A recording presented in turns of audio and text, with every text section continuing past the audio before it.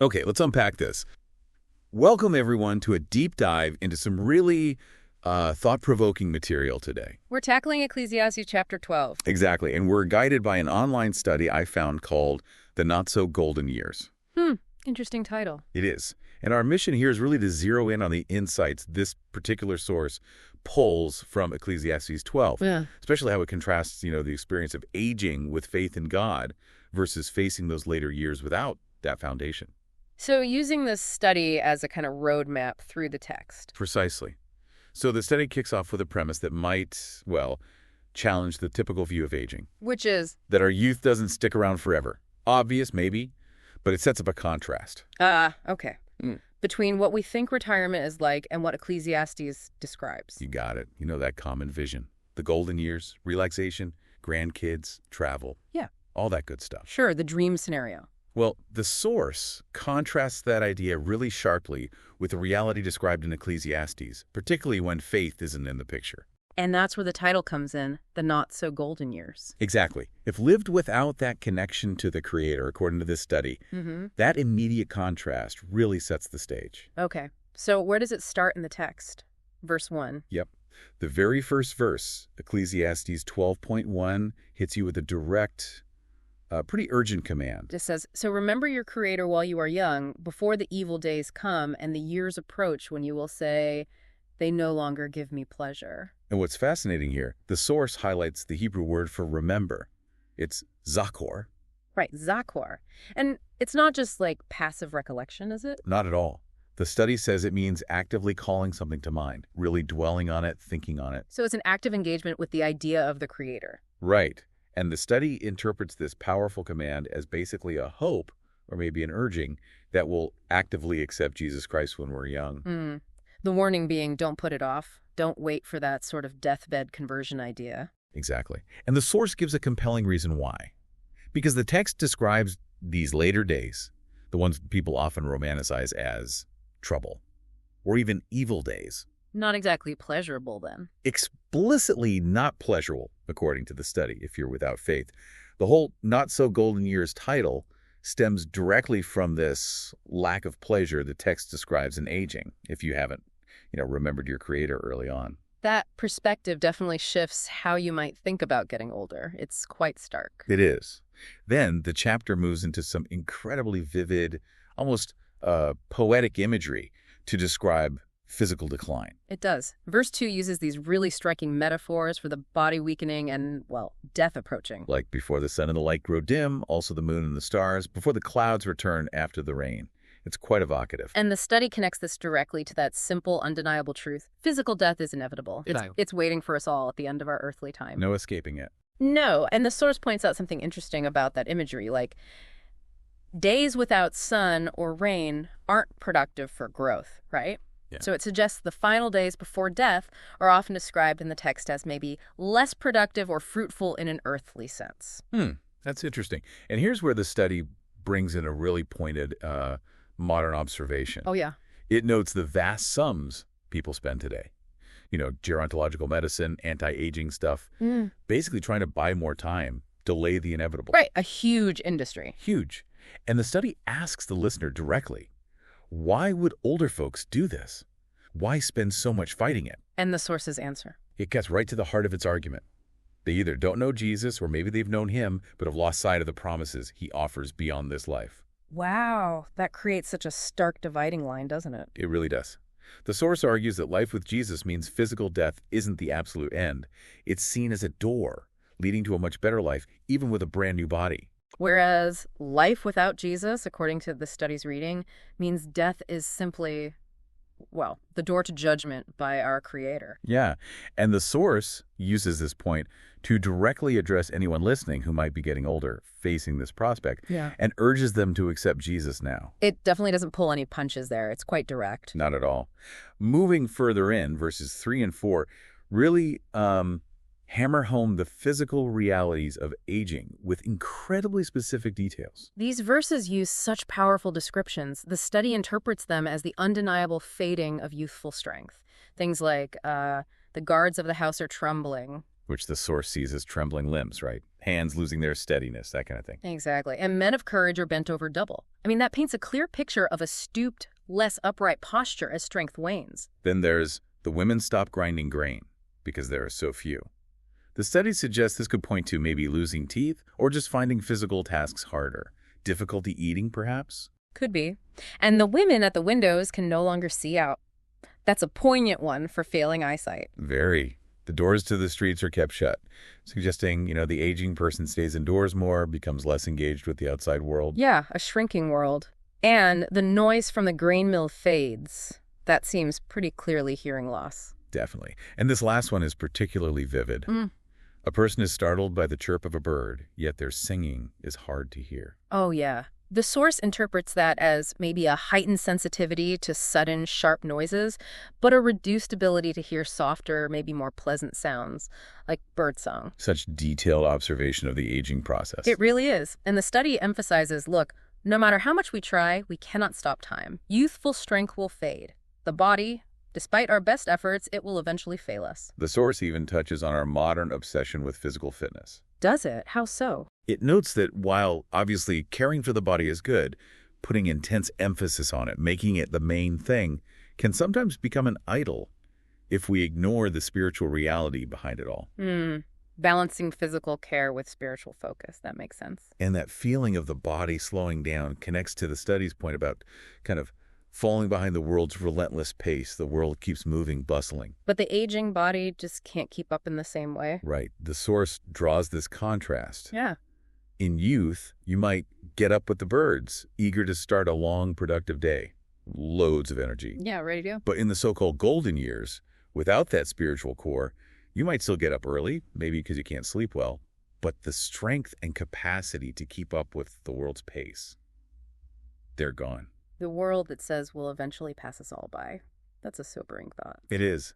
And this leads powerfully into verse 5, which delves into the emotional and physical fears and even fading desires that can come with aging. Again, the source stresses, especially without that foundation in Christ. Yes, the text mentions being afraid to go up a hill and terrors will stalk the way, that sense of vulnerability. The study links this directly to that fading courage that often accompanies aging. We feel invincible when we're young, don't we? Oh, absolutely. Bulletproof. But the physical reality of death, it awaits everyone. That knowledge changes things. And here again, the source draws that sharp contrast we keep seeing. Without Christ, the thought of death is naturally fraught with stress and fear. It's the unknown, or worse, judgment. But with the prospect of joining the Lord forever, that fear, according to the study's perspective, is removed, or at least fundamentally changed. Right. The verse adds other really poignant details, too, even though the almond tree is in bloom. Yeah, reminding us that beauty and life continue all around, but the aging person's capacity to fully engage with it might be diminished. And the locust can only drag itself along. That speaks to a slowed, dragging pace, doesn't it? A loss of vitality. Definitely. And the caper berry has no aphrodisiac effect. The study points to this, meaning a loss of desire or potency. These fundamental life dries fading. All these images underscore that the person is, as the text says, headed for his eternal home. The end is visibly approaching. And that final detail in the verse about the mourners are already gathering in the marketplace. Wow. That adds such a somber note of finality, like the community is already preparing for the end. It's incredibly vivid. This journey through the physical and emotional realities of aging brings us to verses 6 and 7. These use really profound metaphors for the final, inevitable collapse of the physical body. The text describes the silver cord is snapped, the bowl of gold is cracked, the pitcher is shattered at the spring, the pulley is broken at the cistern. Powerful images of something precious, maybe finely crafted, breaking down, becoming unusable. The vessel is broken. And the source emphasizes this physical death that comes to everyone. Rich. The poor, the big, the small, it doesn't matter what your earthly status or possessions are. No exceptions. And then it describes the ultimate fate, a universal truth presented by the source.